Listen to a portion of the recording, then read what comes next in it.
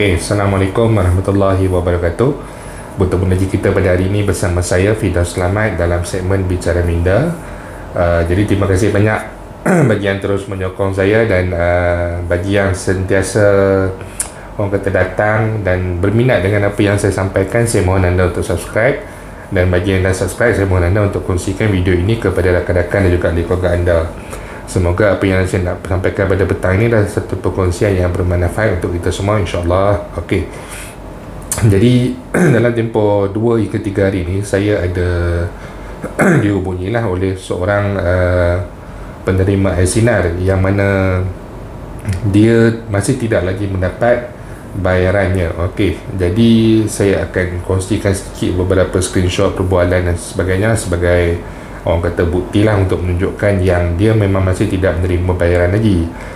Dan dia juga ada berkongsikan penyata bank dan sebagainya lah, walaupun tarikh di dalam account telah pun dinyatakan pada beberapa belas hari bulan April, pembayaran telah pun dibuat, account telah pun ditolak, dan dia menggunakan akaun bank yang sama dengan panel KWSP, tetapi bayaran masih lagi tidak dapat sehingga ke hari ini. Okey. Jadi sahabat kita ni pun dah hampir berputus asa sebab telefon pun tidak dapat berjawab, email pun tidak berbalas dan sebagainya. Tapi apa yang saya nak kongsikan pada petang ini adalah saya nak memberi sedikit panduan bagi yang berminat lah. Okey, jadi yang pertama, jika anda masih lagi belum menerima bayaran, apa yang anda boleh buat adalah yang pertama, kita semak dulu secara asas dengan pihak bank itu melalui statement bank. Sama ada statement, kalau kita ada internet banking, kita semak melalui internet banking, ataupun kita boleh gunakan ATM kad kita pergi kepada mesin ATM dan kita request, kita mohon penyata ringkas. Jadi daripada penyata ringkas tu kita tengok ada tak pada tarikh yang dinyatakan dalam account, contohnya 12 April, ada tak sebarang transaksi pada 12 April, 13 April dalam penyata ringkas ataupun dalam statement di internet banking kita tengok. Sebab ada juga yang menerima bayaran tetapi kemudian bank terus potong disebabkan ada pinjaman pembiayaan dan sebagainya lah. Itu adalah kes-kes yang lain lah. Tapi bagi sahabat kita ni, dia tidak mempunyai sebarang pinjaman dan sebagainya, dan dalam penyata dia memang menunjukkan tidak ada sebarang wang masuk. Saya dah tengok dengan memang benda ni agak jelas lah.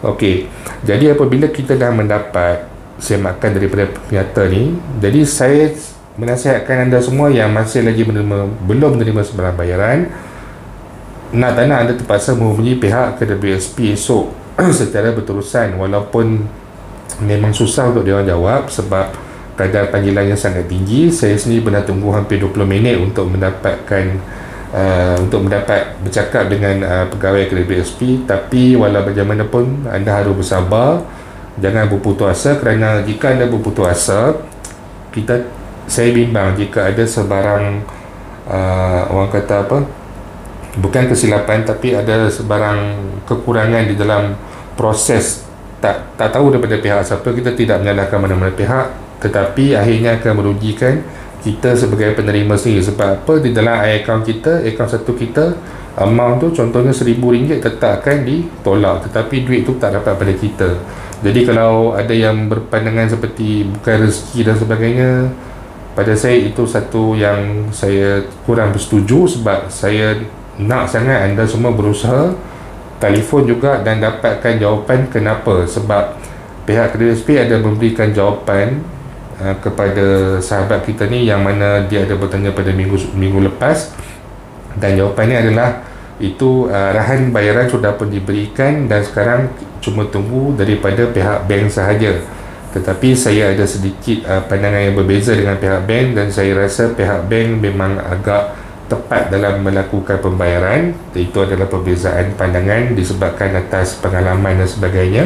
Tetapi saya tidak mempertikaikan mana-mana pihak. Cuma saya sentiasa nasihatkan anda semua, bagi yang masih lagi belum menerima bayaran, buat semakan di penyata bank, kemudian buat panggilan kepada pihak KWSP, nyatakan yang anda masih lagi tidak menerima. Even dalam jika ada arahan pembayaran sebagainya, statement anda menunjukkan tidak ada wang masuk daripada akaun KWSP muktamad berkenaan Sinar.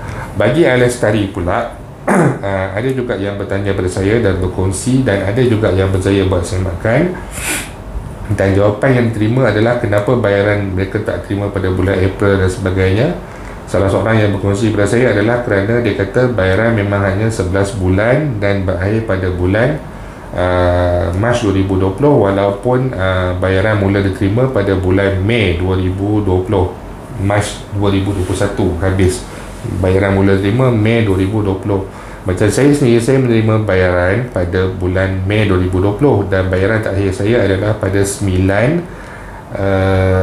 April 2021.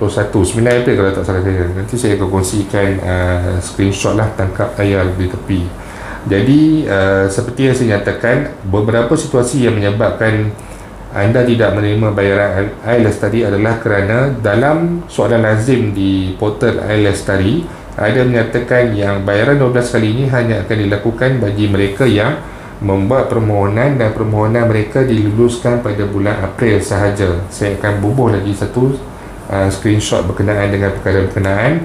Dan yang kedua adalah kerana baki dalam akaun anda tidak mencukupi, baki dah habis kurang daripada RM50 dan juga disebabkan oleh bagi yang bekerja, caruman kita dah pergi kepada akaun 100% bagi mereka yang memohon ICNAL. Jadi tak masuk pada akaun 2 disebabkan tu baki tak cukup, tiada pembayaran untuk IELTS tadi. Jadi bagi IELTS tadi ni dia punya jawapan dia agak jelas sama ada disebabkan kita punya kelulusan tu pada bulan 5 walaupun kita hantar pada bulan 4.